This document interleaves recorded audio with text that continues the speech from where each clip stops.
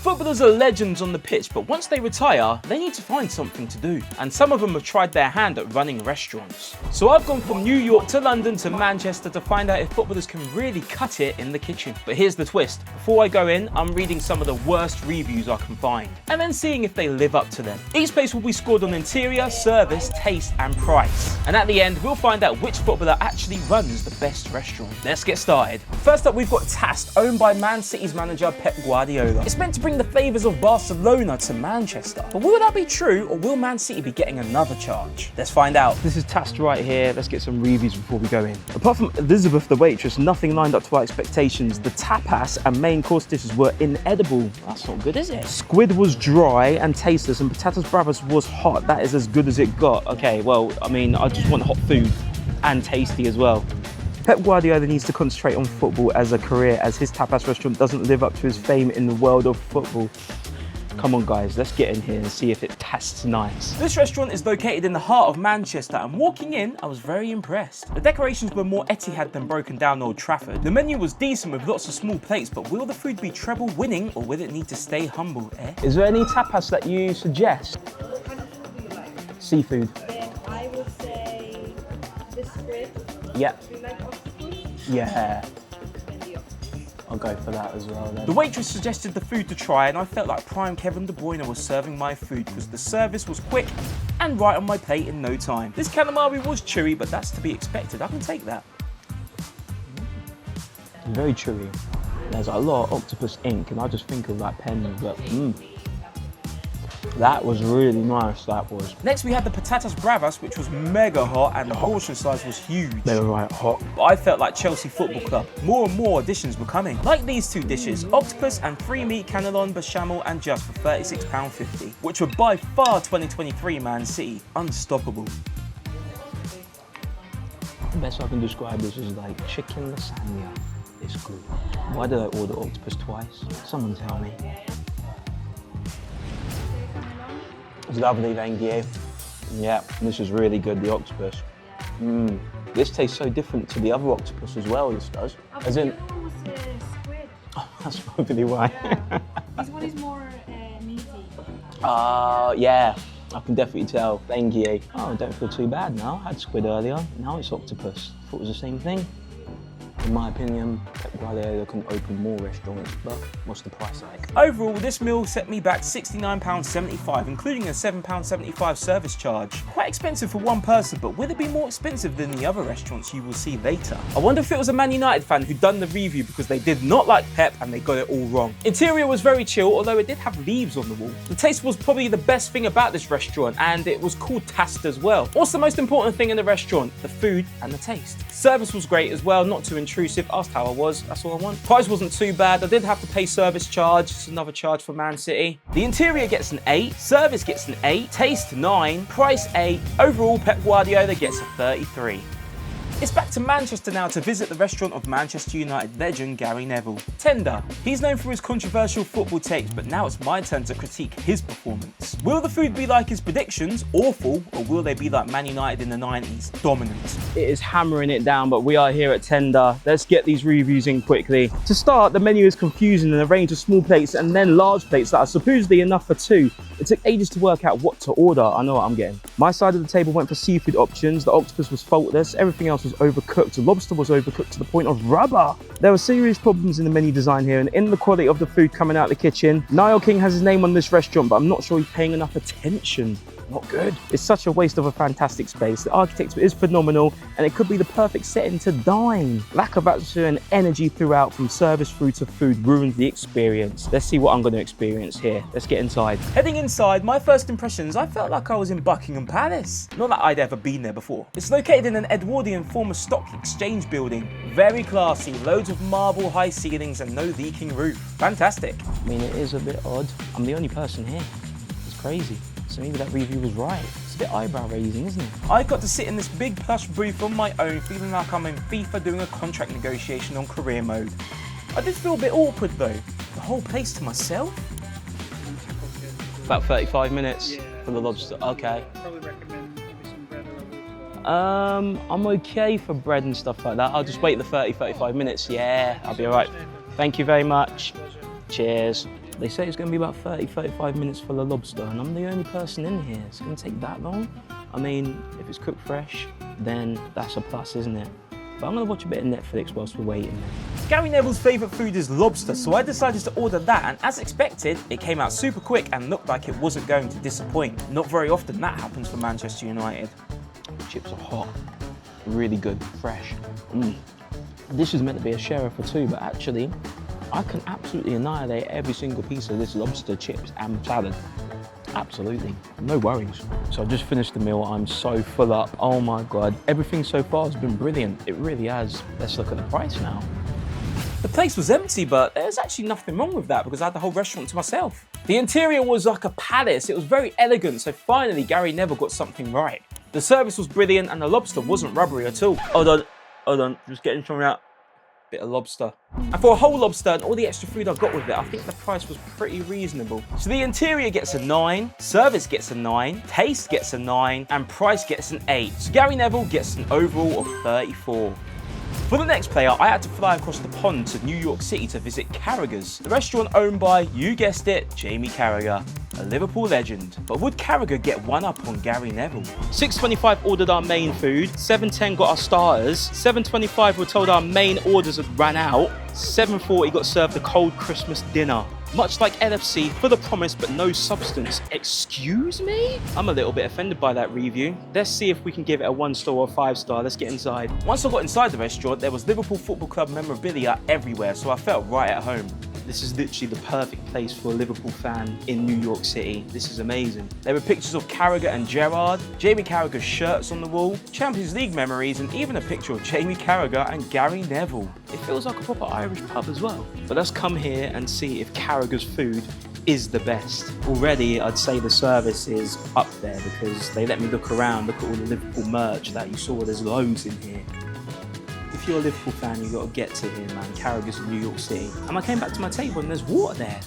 Because New York in the summer is hot, hot. The menu had everything you'd expect in a pub, but I wanted something to do with Carragher.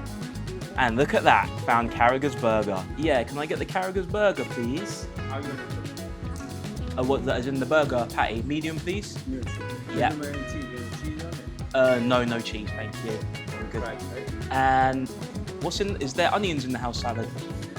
Yeah, I can do with your roll. Without onions, please. Yeah. Medium, house salad, no onion. Yes, please, thank you. Let's see how long it takes. And 15 minutes later, the food arrived, but how would it taste?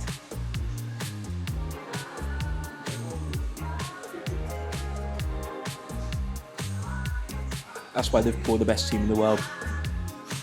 That is our burger, ladies and gentlemen. Some of you might be thinking, why has he got a burger with no chips? I'm in New York City. I've eaten rough. Chips, burgers, ice cream, donuts. I need a little bit of health. The one thing, the burger is messy. It needed a little stick in the middle to hold it together. I'd expect a messy burger in a Man United cafe. That's what it'd be all over the place. And finally, I finished my burger. So far, that's the best burger I've had in New York.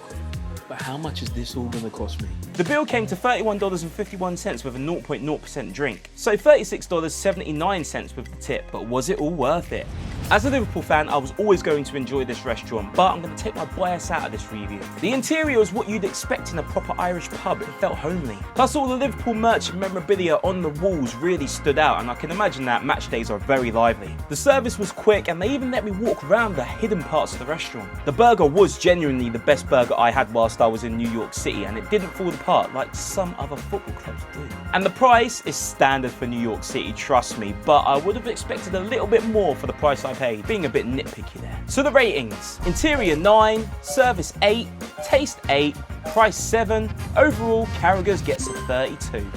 Next we head to Birmingham to visit Morley's, which is owned by Jerome Sinclair, who played for Watford and Liverpool. Morley's is a famous chicken shop in London, and this is the first one in Birmingham, but will the chicken be the Arne Slot era, or will it be the Roy Hodgson era? I am a big foodie. I grew up in London. I know a good fried chicken when I taste one. Even the Flintstones will find it hard to bite this burger. Harder than a brick. Oh my God. When you're using Marvel indestructible metal that Captain America and Black Panther use, it can't be that good. Maybe I'm blind as a bat. I don't see this branch on their actual site. Very fishy. Well, hold on a minute.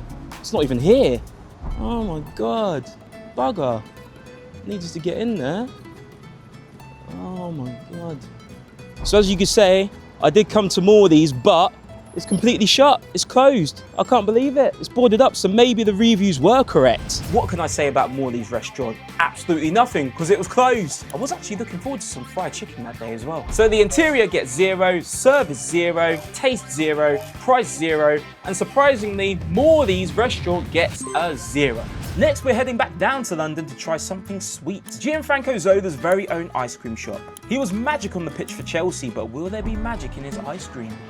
I travelled here all the way from Harrow on the Hill to get ice cream and snacks with the family, because when I asked about it, where was all the ice cream, why is the one out not froze properly, she said, well, I'm the manager, do you want it or not? Go somewhere else. To be treated like this after so many years, I'm disappointed in this shop. It used to be so lovely and homely feeling. I will not be coming back until there are major changes, exclamation mark. Well, I hope the ice cream is frozen here. I hope they've got ice cream, because I really want a dessert. So let's have a look and see if Zola's restaurant is any good. Like Zola, his ice cream shop was small, charming and full of character. It's got that Italian gelato vibe, and I just wanted to buy everything on the menu, like Chelsea Football Club do with players these days. I went for the double vanilla, not just in a cone or a cup. Thank you. In a brioche bun. In Italy, this is a thing called brioche con gelato, an ice cream sandwich. Right, let's give this brioche bun with ice cream a go. Oh, rest in peace, the sensitive teeth. That is cold. Who would have thought that?